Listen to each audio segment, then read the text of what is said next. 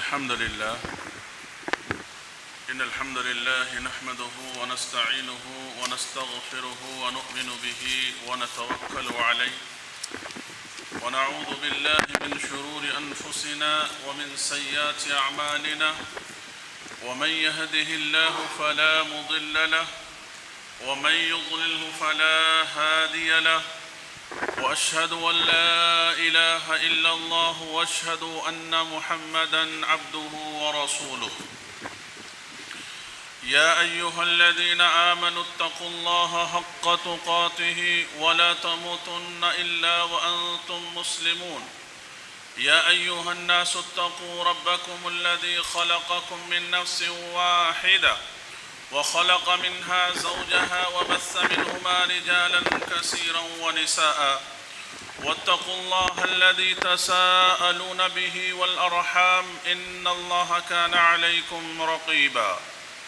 يا أيها الذين آمنوا اتقوا الله وقولوا قولا سديدا يصلح لكم أعمالكم ويغفر لكم ذنوبكم ومن يطع الله ورسوله فقد فاز فوزا عظيما أما بعد فإن خير الحديث كتاب الله وخير الهدي هدي محمد صلى الله عليه وسلم والشر الأمور محدثاتها وكل محدثة بدعة وكل بدعة ضلالة وكل ضلالة في النار أعوذ بالله من الشيطان الرجيم بسم الله الرحمن الرحيم قال لا تختصموا لدي وقد قدمت إليكم بالوعيد ما يبدل القول لدي وما أنا بظلام للعبيد يوم نقول لجهنم هل امتلأت وتقول هل من مزيد وأزلفت الجنة للمتقين غير بعيد هذا ما توعدون لكل أواب حفيظ من خشي الرحمن بالغيب وجاء بقلب منيب ادخلوها بسلام ذلك يوم الخلود.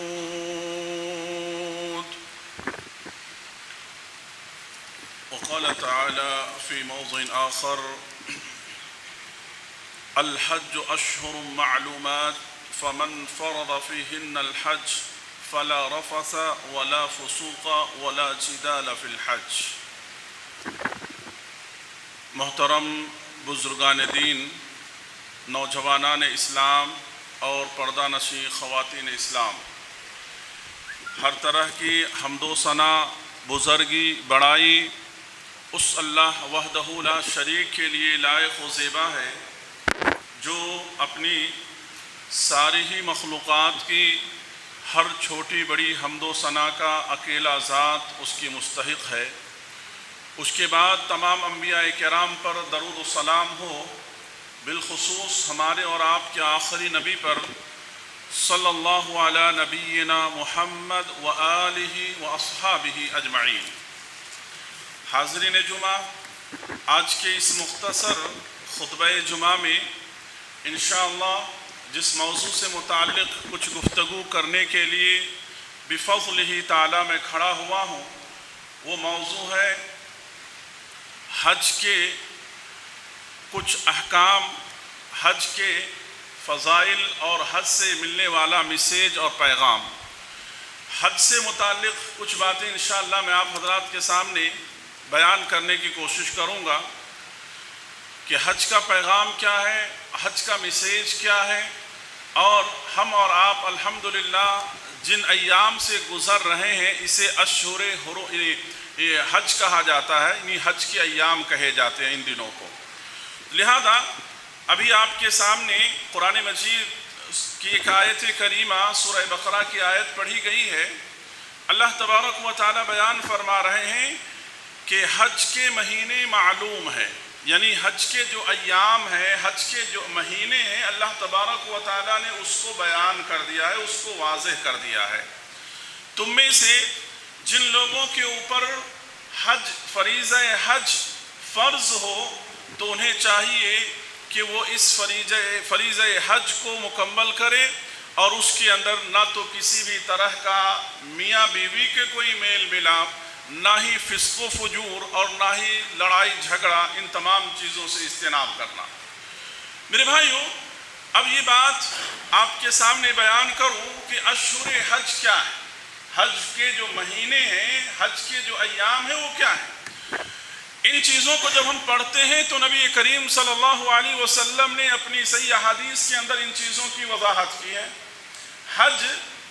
کہ جو ایام اور مہینے شروع ہوتے ہیں وہ شوال سے شروع ہو جاتے ہیں، یعنی شوال، ذی القعدہ اور ذی الحج کے ابتدائی ایام، یعنی ایک حاجی شوال کے مہینے میں احرام باندھ کر کے حج کے لیے روانہ ہو سکتا ہے، ایک آدمی ذی القعدہ کے مہینے میں احرام باندھ کر کے حج کے لیے روانہ ہو سکتا ہے۔ یعنی اللہ تبارک و تعالیٰ نے جو ان ایام کو مختص کیا ہے، خاص کیا ہے حج کے لیے، انہی دنوں میں ایک حاجی احرام باندھ سکتا ہے، اور احرام باندھ کر کے جب حج کے لیے روانہ ہوگا تو اس کا حج قبول ہوگا۔ ان ایام کے علاوہ، ان مہینوں کے علاوہ سال کے اور مہینوں میں کوئی آدمی احرام باندھ کر کے منی میں، مزدلفہ میں، عرفہ کے میدان میں کتنی بھی خلوص للہیت کے ساتھ وہ دعا کرتا ہے اور ان ارکان کو انجام دینے کی کوشش کرتا ہے، اس کا حج ہوگا نہیں ہوگا، اللہ تبارک و تعالیٰ اس کا حج قبول نہیں کرے گا۔ کیوں؟ اس لیے کہ اللہ تبارک و تعالیٰ نے ان کے لیے ان ایام کو اللہ نے خاص کر دیا، ان دنوں کو اللہ نے خاص کر دیا۔ انہی دنوں کے اندر اللہ تبارک و تعالیٰ ان عبادتوں کو قبول کرتا ہے۔ ہاں رہی بات عمرے کی، تو عمرہ سال بھر آپ جب بھی موقع ملے عمرہ آپ کر سکتے ہیں، لیکن حج کے لیے اللہ تبارک و تعالیٰ نے ایام کو خاص کر رکھے ہیں، انہی ایام میں کرنے ہوں گے۔ یہی وجہ ہے کہ الحمدللہ ہم دیکھ رہے ہیں کہ دنیا کے کونے کونے سے لاکھوں کی تعداد میں توحید پرست لوگ اللہ تبارک و تعالیٰ کی گھر کی دیدار کے لیے حج کے ارادے سے الحمدللہ لاکھوں کی تعداد میں لوگ پہنچ چکے ہیں، پہنچ رہے ہیں، پہنچنے والے ہیں۔ اللہ تبارک و تعالیٰ سے ہم دعا کرتے ہیں کہ رب العالمین جہاں اور جس جگہ سے بھی دنیا کے کونے سے ہمارے مسلمان بھائی بہن اس مقدس مقام پر حج کے ارادے سے پہنچ رہے ہیں، اللہ ان کے سفر کو پرامن اور پرسکون بنا دے، اور ان کے حج کے ایام کو بھی اللہ تبارک و تعالیٰ، ان کی عبادتوں کو بھی اللہ تعالیٰ قبول فرمائے، اور ہر طرح کی پریشانی اور مصائب و مشکلات سے اللہ ان تمام کی حفاظت فرمائے، آمین۔ میرے بھائیوں، ایک مرتبہ نبی کریم صلی اللہ علیہ وسلم صحابہ کرام کو نصیحت کر رہے تھے، صحابہ کرام کو نصیحت کر رہے تھے، اور اللہ کے رسول صلی اللہ علیہ وسلم نے نصیحت کرتے ہوئے حج سے متعلق اللہ کے رسول صلی اللہ علیہ وسلم نے یہ بات کہی کہ اللہ تبارک و تعالیٰ نے تم میں سے جس کو مالی طاقت دے رکھا ہے، اللہ نے تمہارے اوپر حج فرض کیا ہے، ایسے لوگوں کو حج کرنا ہے۔ اللہ کے رسول صلی اللہ علیہ وسلم یہ نصیحت کر ہی رہے تھے کہ اسی درمیان صحابہ کی جماعت میں سے ایک صحابی رسول حضرت ابو ہریرہ رضی اللہ عنہ بیان کرتے ہیں کہ ایک شخص نے اللہ کے رسول صلی اللہ علیہ وسلم سے سوال کر دیا، کیا اللہ کے رسول صلی اللہ علیہ وسلم ہر سال ہمارے اوپر حج فرض ہے؟ آپ صلی اللہ علیہ وسلم خاموش رہے۔ پھر آپ صلی اللہ علیہ وسلم سے صحابی نے سوال کیا، اللہ کے رسول کیا ہمارے اوپر ہر سال حج فرض ہے؟ 3 مرتبہ صحابی نے اس سوال کو دہرایا، اللہ کے رسول صلی اللہ علیہ وسلم خاموش رہے۔ تھوڑی دیر کے بعد اللہ کے رسول صلی اللہ علیہ وسلم نے اس سائل کو مخاطب کرتے ہوئے اللہ کے رسول صلی اللہ علیہ وسلم نے کہا کہ اگر میں تمہارے سوال کے جواب میں ہاں کہہ دیتا تو تمہارے اوپر یعنی تم میں سے جو لوگ مالی طور پر اتنی طاقت رکھتے ہیں کہ وہ حج کریں تو ہر سال ان کے اوپر حج فرض ہو جاتا، اور تم اس کی طاقت اور قوت نہیں رکھتے، لہذا میں نے جو تمہیں حکم دیا ہے بس تم اس حکم کو بجا لاؤ اور بیجا قسم کے سوالات مت کرو، یعنی بیجا قسم کے سوالات کرو گے تمہارے اوپر بوجھ پڑیں گے، تم اس کی طاقت نہیں رکھو گے، تم اس کی قوت نہیں رکھو گے۔ جتنی چیزوں کی میں تمہیں حکم دیتا ہوں، جتنی چیزوں کی میں تمہیں تعلیم دیتا ہوں، انہی چیزوں کو بجا لاؤ اور انہی چیزوں کو کرو۔ تو معلوم یہ ہوا کہ جن لوگوں کو اللہ نے مالی اعتبار سے اتنی طاقت دے رکھی ہے کہ وہاں تک پہنچ سکتا ہے، آنے جانے کے اخراجات کو برداشت کر سکتا ہے، تو چاہیے کہ آدمی اس عظیم عبادت کو انجام دے۔ اللہ تعالیٰ نے قرآن مجید کے اندر کہا وَلِلَّهِ عَلَى النَّاسِ حِجُّ الْبَيْتِ مَنِ اسْتَطَاعَ إِلَيْهِ سَبِيلًا، کہ جو لوگ وہاں تک جانے، وہاں تک پہنچنے کی طاقت اور قوت رکھتے ہیں ان کے اوپر واجب ہے، ضروری ہے کہ وہ وہاں جائے۔ اور اللہ کے رسول صلی اللہ علیہ وسلم نے یہ بھی بیان فرمایا اس عظیم عبادت کے تعلق سے، اس حج کے تعلق سے، کہ آدمی کے پاس اگر مال ہے، پیسہ ہے، صحت ہے، تندرستی ہے، تو آدمی کو چاہیے کہ اس کام میں جلدی کرے، لیٹ نہ کرے، تاخیر نہ کرے، کیونکہ مال کا کوئی بھروسہ نہیں، صحت کا کوئی بھروسہ نہیں، زندگی کا کوئی بھروسہ نہیں۔ انسان لیٹ کر رہا، دیکھیں گے اس سال نہیں، آنے والے سال، پھر آنے والے سال، ایسی انسان ٹال مٹول کرتے کرتے یعنی وقت ضائع کر رہا ہے۔ آج آپ کے پاس پیسہ ہے، آج آپ کے پاس صحت اور تندرستی ہے، آج آپ کے پاس اللہ نے زندگی کی نعمت دے رکھی ہے، معلوم نہیں کہ آنے والے سال میں آپ کے پاس پیسہ نہ ہو، یا پیسہ ہو تو صحت نہ ہو، کہیں ایسا نہ ہو کہ آپ کی زندگی ختم ہو جائے، تو آپ اتنی بڑی عبادت سے تو محروم ہو گئے۔ تو لہذا کہا گیا کہ جیسے تمہارے پاس استطاعت ہو فوراً اس کام کو انجام دے دو، اس کام کے اندر تاخیر مت کرو۔ میرے بھائیوں، حج کی جو عبادت ہے اس کی سب سے بڑی خصوصیت یہ ہے کہ دوسری جو عبادتیں ہیں وہ خاص کسی ایک چیز سے متعلق ہے۔ مثال کے طور پر روزہ ہے، یہ خاص بدنی عبادت ہے، اس میں آپ کو پیسہ خرچ کرنے کی ضرورت نہیں پڑتی ہے۔ اسی طرح سے نماز ہے، نماز بھی بدنی عبادت ہے، اس کے اندر کوئی مال خرچ کرنے کی ضرورت نہیں پڑتی ہے۔ زکوٰۃ ہے، یہ صرف اور صرف مالی عبادت ہے، اس کے اندر جسم اور بدن کا کوئی تعلق نہیں ہے۔ آپ دیکھیں گے کہ حج ایک ایسی عبادت ہے جس کا تعلق مال سے بھی ہے اور انسان کے بدن یعنی صحت سے بھی ہے، یعنی یہ مالی عبادت بھی ہے اور جانی عبادت بھی یعنی بدنی عبادت بھی ہے۔ دونوں اس عبادت کی خصوصیت ہے، مال بھی چاہیے، صحت بھی چاہیے۔ ایک آدمی کے پاس مال تو ہے لیکن صحت اور تندرستی سے اتنا لاچار ہے بیچارہ، اتنا فریش ہے انسان کہ بستر پر سالوں سال سے وہ پڑا ہوا ہے، وہ نہ تو اٹھ سکتا ہے، نہ تو بیٹھ سکتا ہے، نہ تو چل سکتا ہے۔ ایسا انسان حج کے لیے نہیں جا سکتا ہے۔ شریعت نے اس کی صحت کی وجہ سے اس کے اوپر سے وہ حکم اس کے اوپر سے ختم کر دیا۔ اسی طرح سے ایک انسان ہے جس کے پاس صحت اور تندرستی تو ہے لیکن مال نہیں ہے، تو اس کے اوپر حج فرض نہیں ہے۔ تو لہذا یہ دونوں عبادت یعنی یہ حج دونوں چیز ایک ساتھ، یعنی حج میں مال بھی چاہیے اور صحت بھی چاہیے۔ میرے بھائیوں، حج کے تعلق سے یہ بات بھی ہمارے ذہن کے اندر رکھنی ہوگی کہ نبی کریم صلی اللہ علیہ وسلم نے اپنی زندگی کے اندر سب سے آخری میں اللہ کے رسول صلی اللہ علیہ وسلم نے حج کیا۔ اس کی کیا حکمت تھی؟ اللہ کے رسول صلی اللہ علیہ وسلم نے اپنی زندگی کے اندر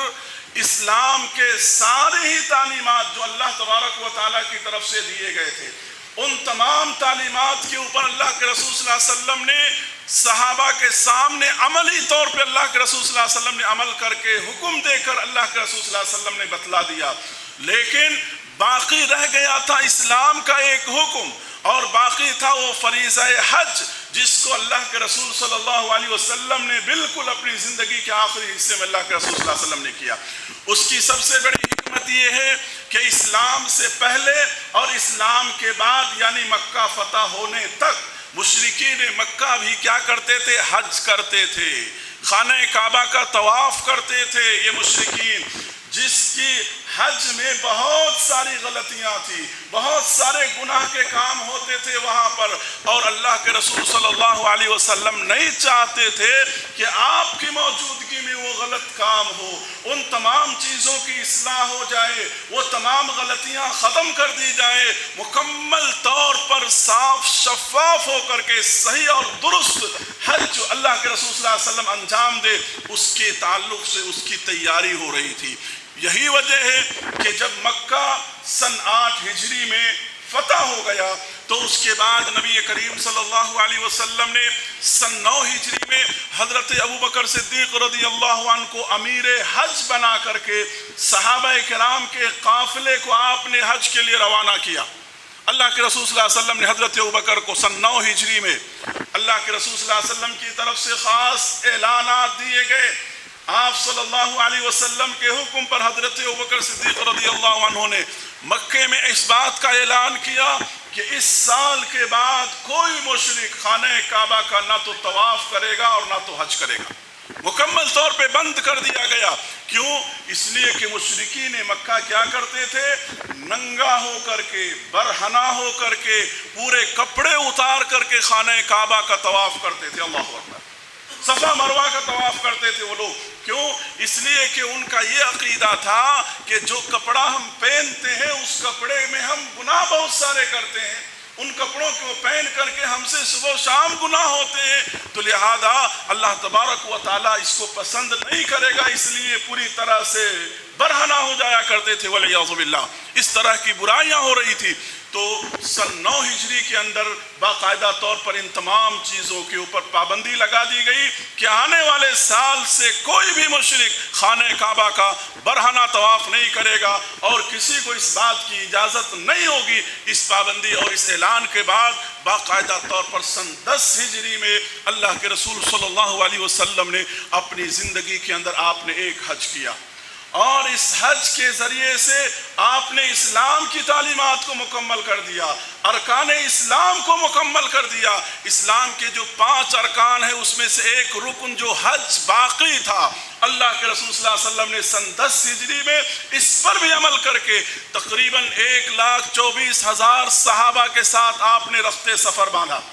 آپ سفر کے یعنی حج کے لیے آپ روانہ ہوئے اللہ کے رسول صلی اللہ علیہ وسلم، اور آپ کو معلوم ہے کہ اللہ کے رسول صلی اللہ علیہ وسلم جب حج کے لیے روانہ ہوئے اور آپ جب عرفہ کے میدان میں پہنچے، حج کا اصل مقام کون سا ہے؟ عرفہ ہے۔ آپ صلی اللہ علیہ وسلم نے ارشاد فرمایا الحج علی عرفہ،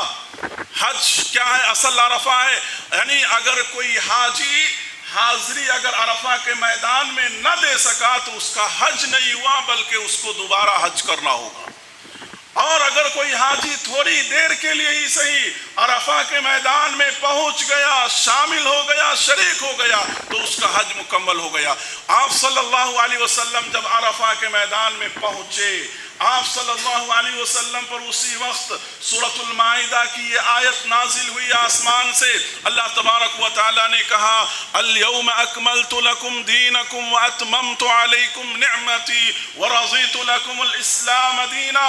کہ آج کے دن ہم نے دین اسلام کو مکمل کر دیا ہے۔ یعنی اب تک کی جو تعلیمات تھی ان تعلیمات کے اندر حج ایک باقی تھا۔ اللہ کے رسول صلی اللہ علیہ وسلم نے جب اس عمل کو کیا، کرنے کے فوراً بعد اللہ رب العالمین نے آسمان سے اعلان کر دیا کہ آج کے دن دین مکمل ہو چکا ہے اور ہم دین اسلام سے راضی ہیں۔ اللہ تبارک و تعالیٰ نے اعلان کیا۔ آپ کو معلوم ہے کہ اللہ تبارک و تعالیٰ نے اس وحی کے ذریعے سے اشارے اللہ کے رسول صلی اللہ علیہ وسلم کو دے دیے کہ اب دین مکمل ہو چکا ہے، اب دنیا کے اندر آپ کی زندگی بھی بڑی مختصر رہ گئی ہے، اب آپ بھی اپنے رب سے ملنے والے ہیں۔ اس لیے اللہ کے رسول صلی اللہ علیہ وسلم نے جو صحابہ کو اس وقت نصیحت کیا تھا، وصیت کیا تھا، اللہ کے رسول صلی اللہ علیہ وسلم نے ایک ایک جملے کے اندر آپ دیکھیے کیسا پیغام ہے، ایک ایک جملے کے اندر دیکھیے کیسا درد ہے جو اللہ کے رسول صلی اللہ علیہ وسلم کا خطبہ، جسے خطبہ حجۃ الوداع کہا جاتا ہے،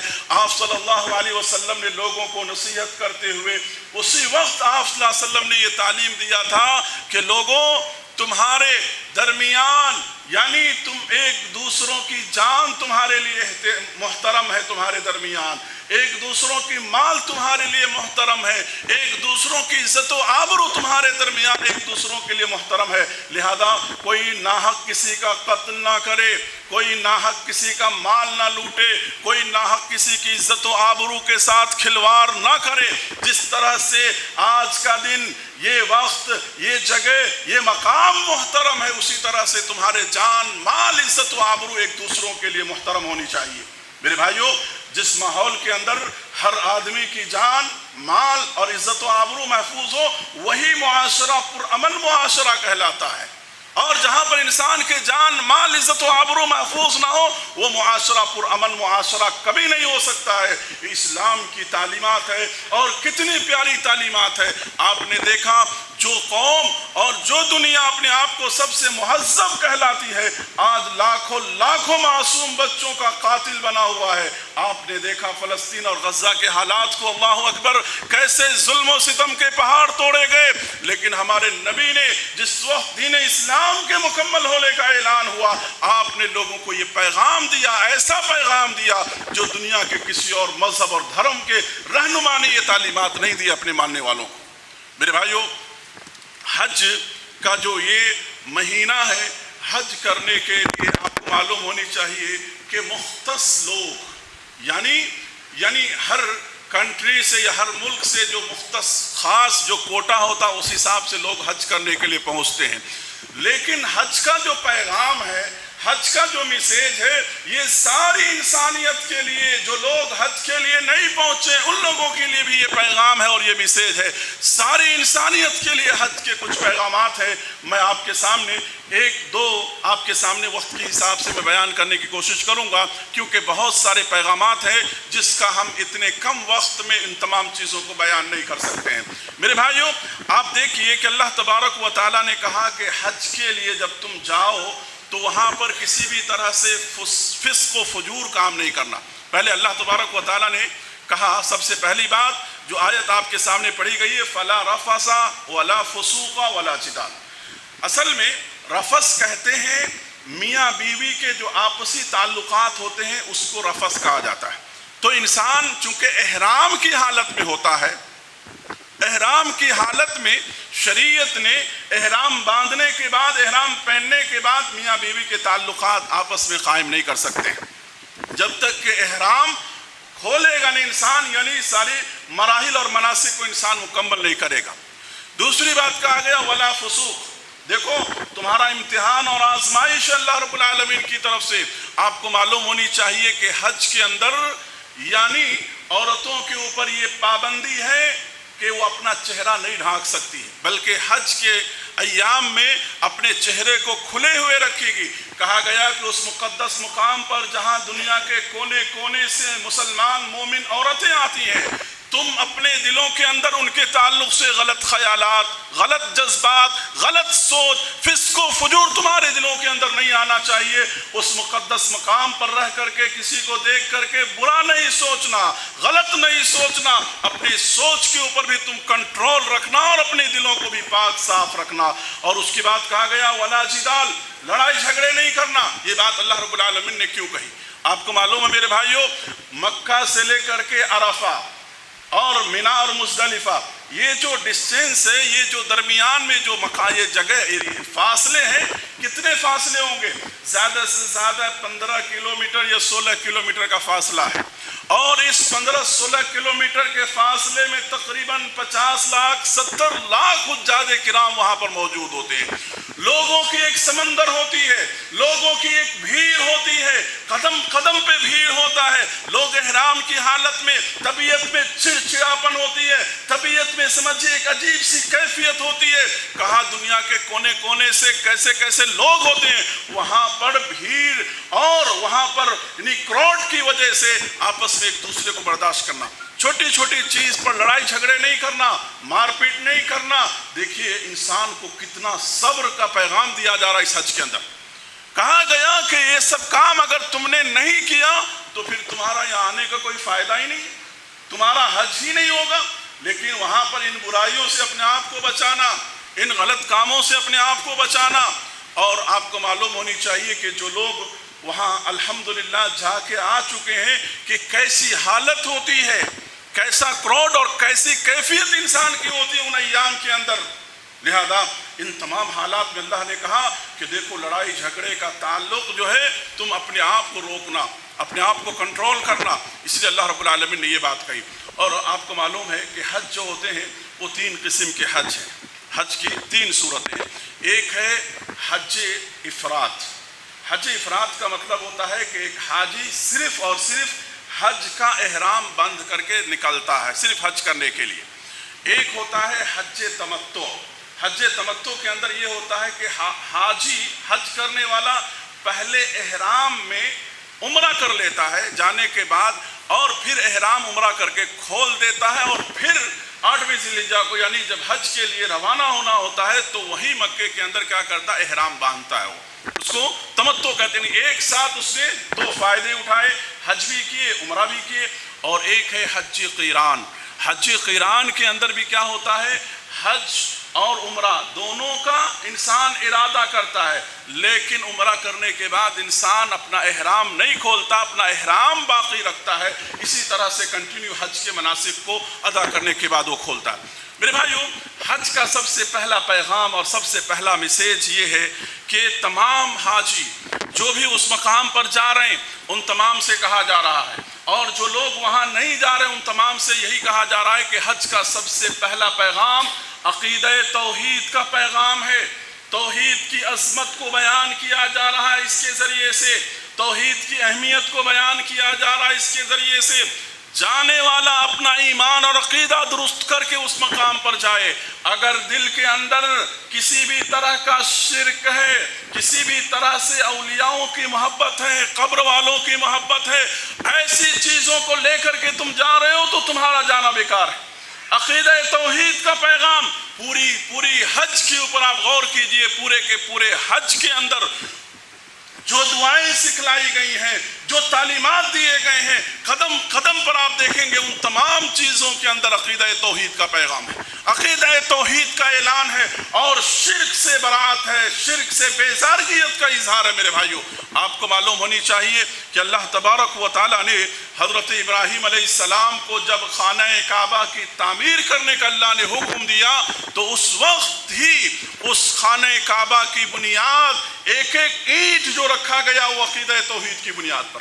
اللہ تبارک و تعالیٰ نے کہا وَإِذْ بَوَّأْنَا لِإِبْرَاهِيمَ مَكَانَ الْبَيْتِ أَلَّا تُشْرِكْ بِي شَيْئًا، کہ جب ہم نے ابراہیم علیہ السلام کو وہ مقام ہم نے ان کو بتایا کہ اس جگہ پہ خانہ کعبہ کی تعمیر کرنی ہے، تو ہم نے انہیں پہلے ہی مرتبہ یعنی پہلے ہی مرحلے میں ہم نے انہیں تعلیم دیا کہ میرے ساتھ کسی کو شریک نہیں کرنا۔ اللہ اکبر۔ حضرت ابراہیم علیہ السلام توحید پرستوں کے امام، موحدوں کے امام، توحید کے لیے انہوں نے اور عقیدہ توحید کو پھیلانے کے لیے انہوں نے اپنی زندگی کے اندر گھر بار ماں باپ دنیا کی تمام چیزوں کو انہوں نے چھوڑ دیا صرف اور صرف عقیدہ توحید کے لیے، اللہ کی رضا کے لیے۔ تو کہا جا رہا ہے کہ جو لوگ حج کرنے جا رہے ہیں انہیں چاہیے کہ اپنے دلوں کے اندر عقیدہ توحید کے نور سے اپنے دلوں کو منور کر لیں۔ میرے بھائیوں، کتنے افسوس کے ساتھ یہ بات کہنی پڑتی ہے کہ آج بھی بہت سارے بدقسمت لوگ ایسے ہیں، الحمدللہ حج کے لیے تو جاتے ہیں لیکن جاتے ہوئے اپنے اعمال اور کرتوت جو ہے شرکیہ کرتے ہوئے جاتے ہیں۔ آپ دیکھیے کتنے ایسے لوگ ہیں باقاعدہ حج کرنے سے پہلے درگاہوں کا چکر لگا کے جاتے ہیں۔ کتنی بڑی یعنی آدمی کے لیے سمجھیے خیر سے محرومیت ہے، جاتے ہوئے انسان سمجھیے بہت سارے خرافات کو انجام دے کر کے جاتا ہے والعیاذ باللہ، اور یہاں سے اس مقام پر جانے کے بعد بھی اگر وہ اپنے ایمان اور عقیدے کی اصلاح کریں گے تو وہاں سے بھی کچھ توحید کا پیغام سیکھ کر کے نہیں آتے ہیں، بلکہ وہاں پر بھی مختلف قسم کی جو انہیں تعلیمات ضلالت و گمراہی کے ان کے گمراہ علماء دیتے ہیں انہی چیزوں کی وہ پابندی کرتے ہیں، اور وہاں پر بھی کتاب و سنت کی تعلیمات کو سننے سے اپنے آپ کو محروم رکھتے ہیں۔ کتنی بڑی محرومیت کی بات ہے۔ میرے بھائیوں، آپ دیکھیے ایک حاجی جیسی احرام باندھتا ہے، احرام باندھنے کے بعد جو تلبیہ جو کلمہ اپنی زبان پر وہ بیان کرتا ہے اس میں کیا ہے؟ شروع سے آخر تک اس بات کا اعلان ہے لبیک اللہم لبیک لبیک لا شریک لک لبیک ان الحمد والنعمت لک والملک لا شریک لک. آدمی اقرار کر رہا اللہ حاضر ہوں، اللہ حاضر ہوں. لبیک لبیک انسان کہہ رہا ہے کہ اللہ میں حاضر ہوں، پروردگارہ میں حاضر ہوں. ہر قسم کی تعریف، ہر قسم کی بڑائی تیرے لیے پروردگارہ. پروردگارہ تیرا کوئی شریک نہیں ہے، پروردگارہ تیری سلطنت میں کوئی شریک نہیں، تو بے نیاز ہے پروردگارہ، تو اکیلا ہے پروردگارہ. اپنی زبان سے انسان تو کہہ رہا ہے، لیکن دل کے اندر اگر انسان کا دل صاف نہ ہو تو بتاؤ میرے بھائیو، اتنے لاکھوں خرچ کرنے کے بعد کیا ملے گا انسان کو؟ کیا ملے گا انسان کو؟ وہاں جانے کے بعد بھی اگر ایک انسان موحد بن کر کے نہ آئے، توحید پرست بن کر کے نہ آئے، وہاں سے آنے کے بعد بھی اس کی زندگی میں اگر توحید نظر نہ آئے، وہاں سے آنے کے بعد بھی اگر اس کی زندگی میں شرک، مختلف قسم کی بدعات و خرافات، مختلف قسم کی جہالت اگر پائی جا رہی ہے، تو اس نے وہاں جا کر کے کیا سیکھا، وہاں سے لے کر کے کیا آیا؟ لہذا آپ دیکھیے اللہ کے رسول صلی اللہ علیہ وسلم نے اس بات کی تعلیم دیا کہ آدمی جب طواف کرتا ہے، طواف سے فارغ ہونے کے بعد مقام ابراہیم پر جب انسان 2 رکعت نماز ادا کرنے جاتا ہے، اس کے اندر بھی اللہ کے رسول صلی اللہ علیہ وسلم نے کہا کہ پہلی رکعت میں قل یا ایھا الکافرون پڑھو، دوسری رکعت میں قل هو اللہ احد پڑھو. یہ سنت اور افضل عمل ہے. اس کے علاوہ اگر تم چاہو دوسری صورتیں بھی پڑھ سکتے ہو، لیکن سنت اور بہتر ہے کہ ان صورتوں کو پڑھو. آپ دیکھو قل یا ایھا الکافرون کے اندر کیا ہے؟ شرک سے برات کا اظہار کیا گیا ہے، بے سارگیت کا اظہار کیا گیا. کہا قل یا ایھا الکافرون لا اعبد ما تعبدون، اے کافرو تم جن چیزوں کی عبادت کرتے ہو ہم ان چیزوں کی عبادت نہیں کرتے، ان چیزوں سے ہمارا عقیدہ، ہمارا ایمان تمام کا تمام پاک ہے. اور قل هو اللہ احد جو سورہ اخلاص ہے، یہ عقیدہ توحید کی سب سے بہترین تعریف ہے، جامع تعریف ہے. جو مشرکین اللہ رب العالمین کے لیے اولاد بناتے تھے، اللہ رب العالمین کے لیے لڑکیوں کو شریک کرتے تھے، کہا گیا قل هو اللہ احد اللہ الصمد لم یلد ولم یولد. اس سے بڑا عقیدہ توحید کا پیغام اور کوئی نہیں ہو سکتا ہے. آپ دیکھیے صفا مروہ پر جب حاجی جاتا ہے، صفا مروہ پر حاجی جب اپنی یعنی عبادت کی شروعات کرتا ہے، ان الصفا والمروہ من شعائر اللہ، جب وہاں سے شروعات کرتا ہے تو وہاں پر بھی اللہ کے رسول صلی اللہ علیہ وسلم نے جو دعا سکھلائی، اس دعا کے اندر کیا تعلیم ہے؟ کہا لا الہ الا اللہ وحدہ لا شریک لہ لہ الملک ولہ الحمد وہو علی کل شیء قدیر. اللہ کے رسول صلی اللہ علیہ وسلم نے وہاں پر بھی یہ تعلیم دیا کہ کوئی شریک نہیں اللہ رب العالمین کا. اور آپ دیکھیے کہ عرفہ کے میدان میں سب سے افضل دعا جسے قرار دیا گیا، سب سے افضل دعا اللہ کے رسول صلی اللہ علیہ وسلم نے، وہ یہی ہے کہ ایک حاجی صبح سے لے کے شام تک تمام دعاؤں میں سب سے افضل دعا کہا گیا لا الہ الا اللہ وحدہ لا شریک لہ لہ الملک ولہ الحمد وہو علی کل شیء قدیر. تو آپ دیکھیے کہ پوری کی پوری عقیدہ توحید حج کے اندر آپ کو نظر آئے گا. دوسرا پیغام جو حج کا، دوسرا میسیج جو حج کا ہے، وہ میسیج ہے، ہم اور آپ اس بات کو اچھی طرح سے جانتے اور سمجھتے ہیں، وہ ہے کہ قیامت کا منظر، قیامت کی ایک ہولناکی اور یعنی آخرت پر ایمان، اس کی تجدید ہے. آپ دیکھو اللہ اکبر، ایک لباس میں، ایک شکل میں، اللہ اکبر، لوگوں کی ہجوم، قیامت کا ایک منظر. اللہ رب العالمین لوگوں کو یہ تمام چیزیں بتلا کر کے کہ اس دن کو یاد کرو جہاں شاید دنیا کے اندر اتنی بڑی تعداد ایک وقت میں کہیں پر جمع ہوتی ہوگی جتنی بڑی تعداد کے حج میں لوگوں کی تعداد جمع ہوتی ہے. اس لیے قرآن مجید کے اندر ایک سورہ ہے، سورہ کا نام ہی سورۃ الحج ہے. آپ سورۃ الحج کی پہلی آیت، ابتدائی آیت آپ پڑھیے. اللہ تبارک و تعالیٰ نے کیا کہا؟ اللہ تبارک و تعالیٰ نے کہا یا ایھا الناس اتقوا ربکم ان زلزلۃ الساعۃ شیء عظیم. لوگوں اللہ تبارک و تعالیٰ سے ڈرو، یقیناً اس دن سے جس دن کا زلزلہ کے بڑا عظیم زلزلہ ہوگا، یعنی قیامت کی ہولناکی کو سورہ حج کی ابتدائی پہلی آیت میں اللہ رب العالمین نے بیان فرمایا. تو عقیدہ توحید کے ساتھ ساتھ آخرت کے دن کے یعنی ایمان کو تجدید کیا گیا اور اس دن کے تعلق سے انسان کو متنبہ کیا گیا، باخبر کیا گیا۔ تو لہذا یہ سب کچھ پیغامات ہیں میرے بھائیوں حج سے متعلق۔ جو لوگ حج کے میدان میں ہیں، حج سے باہر ہیں، دنیا کے سارے انسانوں کے لیے اللہ تبارک و تعالیٰ سے ہم دعا کرتے ہیں کہ رب العالمین جو بھی حج سے متعلق باتیں بتلائی گئی ہیں ان باتوں کو سمجھنے کی اللہ توفیق عطا فرما، اور اپنے ایمان اور عقیدے کی درستگی کی اللہ ہمیں توفیق عطا فرما۔ آمین۔ اقول قولی ھذا استغفر اللہ لی ولکم۔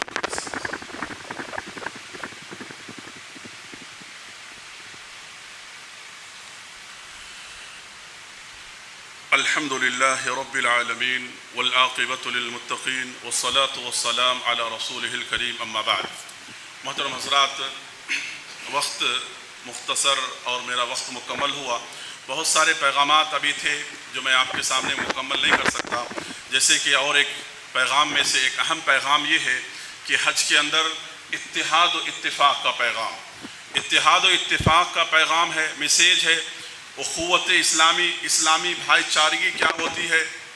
اسلامی یعنی یونٹ کیا ہوتا ہے، اجتماعی یونٹ کیا ہوتا ہے، اتحاد و اتفاق، آپسی الفت و محبت، اللہ تبارک و تعالیٰ نے اس حج کے ذریعے سے اللہ رب العالمین نے پیغام دیا۔ کہا کہ دنیا کے کونے کونے سے لوگ وہاں پر پہنچتے ہیں، لوگ اپنی پہچان بھول جاتے ہیں، اپنا مقام بھول جاتے ہیں، وہاں پر ایک انسان دوسرے انسان کی زبان تک نہیں سمجھ رہا ہوتا ہے، ایک دوسرے کی لینگویج کو انسان نہیں سمجھتا ہے، لیکن اسلام نے جو الفت و محبت کا تمہارے اور ان کے درمیان جو ایک تعلق پیدا کرنے کا جو ذریعہ تمہیں بتلایا ہے، آپ دیکھیں گے کہ السلام علیکم ورحمۃ اللہ وبرکاتہ کے ذریعے سے ایک افریقہ کا کالا کلوٹا، ایک امریکہ کا ایک گورا انسان، وہ اس کو دیکھ کر کے مسکراتا ہے، وہ اس کو سلام کر کے خوش ہوتا ہے، وہ اس سے سمجھے ایک دوسرے کے چہرے اور ایک دوسرے کی کیفیت کو دیکھ کر کے ایک دوسرے سے متاثر ہوتے ہیں۔ اس سے بڑا اتحاد و اتفاق کیا ہو سکتا ہے؟ لہذا مسلمانوں سے کہا جا رہا ہے کہ مسلمانوں عقیدہ توحید کی بنیاد پر متحد ہو جاؤ۔ جیسے اس گھر میں اللہ کے اس مقدس مقام پر تم تمام کی تمام لاکھوں کی تعداد میں تم لوگ یہاں پر جیسے متحد ہو گئے ہو، پوری دنیا کے اندر مسلمانوں عقیدہ توحید کی بنیاد پر ایک ہو جاؤ، سنت رسول کی بنیاد پر ایک ہو جاؤ، اور اس کے علاوہ دنیا کسی اور بنیاد پر متحد ہونا چاہے، میں کہتا ہوں کبھی متحد نہیں ہو سکتی ہے۔ اگر دنیا متحد ہو سکتی ہے تو اللہ کی کتاب کی بنیاد پر، عقیدہ توحید کی بنیاد پر، سنت رسول صلی اللہ علیہ وسلم کی بنیاد پر۔ میرے بھائیوں، آج مسلمانوں کو متحد ہونے کی ضرورت ہے، اتحاد کی ضرورت ہے۔ آج مسلمانوں میں کتنی جماعتیں بنی ہوئی ہے، کتنے فرقے بنے ہوئے ہیں، آج مسلمان ایک دوسرے کا دشمن بنا ہوا ہے، اور ان تمام چیزوں کا فائدہ جو ہے مخالفین اور ہمارے دشمن جو اچھی طرح سے اٹھا رہے ہیں۔ آپ اللہ تعالیٰ سے خصوصاً دعا کرو، الیکشن کے ایام چل رہے ہیں، کہ آنے والے وقت میں اللہ تعالیٰ اچھے لوگوں کو ہمارے لیے حکمران بنائے، اچھے لوگوں کو ہمارے درمیان لائے، جو ہم پہ رحم کھانے والے، ترس کھانے والے ہو، جو ہمارے اسلام اور اسلام کے شاعر پہ کسی بھی طرح کی انگلیاں اٹھانے والے نہ ہو، ہمارے آنے والی نسل کے لیے کسی بھی طرح کے خطرات نہ ہو۔ اللہ سے دعا کرو کہ اللہ اچھے لوگوں کو لائے، بار بار دعا کرو، اور ہمیشہ اپنی نماز کے بعد ان دعاؤں کو یاد رکھو۔ اللہم لا تسلط علینا من لا یرحمنا، کہ اللہ تو ایسے لوگوں کو ہمارے اوپر مسلط نہ کر جن لوگوں کے دلوں میں رتھی برابر بھی رحم نہیں ہے، رتھی برابر بھی انسانیت نہیں ہے، اے اللہ ایسے لوگوں کو ہمارے اوپر مسلط نہ کر۔ میرے بھائیوں، ایک موقع ہے، اس موقع میں اللہ کو یاد کرنا، دعائیں کرنا، یہ ہمارا کام ہے، ہماری کوشش ہے، اللہ رب العالمین کا کام ہے اسے مقصود اور اسے منزل تک پہنچانا۔ اور اسی طرح سے میرے بھائیوں، یہ اتحاد و اتفاق اور اس کے علاوہ اللہ کا ذکر، بار بار اللہ کا ذکر۔ آپ دیکھتے ہوں گے کہ حاجی جب تک حج کے مناسک کو ادا کرتے ہیں، ان تمام کے اندر آپ دیکھیں گے بار بار اللہ کا ذکر ہوتا ہے، بار بار اللہ تبارک و تعالیٰ کی حمد و ثنا ہوتی ہے۔ تو یہی بات کہا گیا کہ اس کے علاوہ جو لوگ جہاں کہیں بھی ہے انہیں بھی چاہیے کہ وہ اللہ کا ذکر کریں، کثرت سے اللہ کو یاد کریں، اور اللہ تبارک و تعالیٰ کو یاد کرنے والا بندہ کبھی بھی ناکام اور نقصان اٹھانے والا نہیں ہوتا ہے۔ تو انہی ساری باتوں پر میں اپنی بات کو ختم کرتا ہوں، اور اللہ تبارک و تعالیٰ سے میں دعا کرتا ہوں کہ رب العالمین ہم میں سے جو لوگ بھی حج جیسی عظیم عبادت اللہ اکبر، اتنی عظیم عبادت ہے میرے بھائیو۔ آخری بات کہ اللہ کے رسول صلی اللہ علیہ وسلم نے بیان فرمایا کہ ایک بندہ جو پورے خلوص اللہیت کے ساتھ حج کے اس فریضے کو انجام دیتا ہے، کیسے لوٹتا ہے؟ ایسے لوٹتا ہے کہ اللہ نے اس کے سارے گناہ کو معاف کر دیے، گویا کہ ابھی ابھی وہ ماں کے پیٹ سے جنم لیا۔ اللہ اکبر، اتنا بڑا عبادت، اتنی عظیم عبادت، اللہ اکبر۔ تو لہذا اس کا اتنا بڑا اجر و ثواب ہے، لہذا زندگی میں کوشش کرو، اللہ نے صلاحیت دیا ہے تو اللہ سے دعائیں کرو کہ آنے والے وقت میں اللہ تعالی ہمیں بھی شامل کرے اس مقدس مقام پر جانے کے لیے راہیں ہموار کرے۔ اللہ سے دعائیں کرنی چاہیے ہماری زندگی کے اندر۔ میرے بھائیوں، آخر میں اعلان یہ ہے، آپ حضرات سے درخواست یہ ہے کہ جس طرح سے آپ ہر جمعہ ہمارے مسجد کا تعاون کرتے ہوئے آئے ہیں، آپ سے دلی درخواست ہے کہ مسجد کا زیادہ سے زیادہ تعاون کرتے ہوئے جائیں، اللہ آپ کے دیے ہوئے مال کو قبول فرمائے۔ اور دوسرا، مدرسے کا بھی کنسٹرکشن کا کام چل رہا ہے، جو لوگ بھی تعاون دینا چاہتے ہیں وہ الگ سے ذمہ داروں کو پہنچائیں، ذمہ داروں سے مل کر کے اپنا تعاون دیں۔ اور اسی طرح سے مدرسہ جو یہاں پر دارالخیر مدرسہ بچوں کی تعلیم و تربیت کے لیے چل رہا ہے، الحمدللہ، یعنی 2 بیچز ہوتی ہے، 5 بجے سے 8 بجے، 8:15 بجے رات تک۔ تو آپ کے بچوں کا آپ ایڈمیشن اگر نہیں کرائے ہیں تو آپ لوگوں سے گزارش ہے کہ ایڈمیشن اوپن ہے، آفس سے آپ فارم لے لیں، اپنے بچوں کی دینی فکر کریں، دینی تعلیم دینے کی فکر کریں، اور الحمدللہ یہ سہولتوں سے آپ فائدہ اٹھائیں۔ آپ کے بچے اگر دین سیکھتے ہیں تو کل کے دن آپ کے لیے صدقہ جاریہ بنیں گے۔ اور تیسرا اور آخری اعلان یہ ہے کہ انشاءاللہ یعنی آنے والا مہینہ 2 جون کو انشاءاللہ SKSM south Karnataka selfie movement, یعنی ان کا جو مین آفس ہے، وہاں پر بلڈ کیمپ رکھا گیا، بلڈ ڈونیشن کیمپ۔ تو ہم میں سے ہر انسان جانتا ہے کہ خون کی کیا قیمت ہے، ہمارے ایک بلیڈ کے یعنی ہمارے خون کے اس قطرے سے کسی انسان کی جان بچ سکتی ہے، تو اسلام کہتا ہے کہ دو۔ تو لہذا آپ میں سے جو بھی بلیڈ ڈونیٹ کرنا چاہتے ہیں وہ لوگ وہاں پر شریک ہو کر کے اپنا بلیڈ دیں۔ اور کچھ لوگ درخواست کیے ہیں کہ کچھ وفات ہو گئے ہیں، اللہ سے دعا ہے کہ اللہ تعالیٰ ان تمام کی مغفرت فرمائے، جو لوگ وفات پا گئے ہیں، اور جو لوگ بیمار ہیں اللہ ان تمام کو شفائے عاجلہ کاملہ نصیب فرمائے، آمین۔ ان الحمد لله نحمده ونستعينه ونستغفره ونؤمن به ونتوكل عليه ونعوذ بالله من شرور أنفسنا ومن سيئات أعمالنا ومن يهده الله فلا مضل له ومن يضلله فلا هادي له واشهد أن لا إله إلا الله واشهد أن محمدا عبده ورسوله إن الله وملائكته يصلون على النبي اللهم صل على محمد وعلى آل محمد كما صليت على آل إبراهيم وعلى آل إبراهيم إنك حميد مجيد اللهم بارك على محمد كما باركت على آل إبراهيم وعلى آل إبراهيم إنك حميد مجيد عباد الله رحمني ورحمكم الله إن الله يأمركم بالعدل والإحسان وإيتاء ذي القربى وينهى عن الفحشاء والمنكر والبغي يعظكم لعلكم تذكرون اذكروا الله يذكركم ادعوه يستجب لكم ولذكر الله تعالى أعلى عز وتم وأهم وأكبر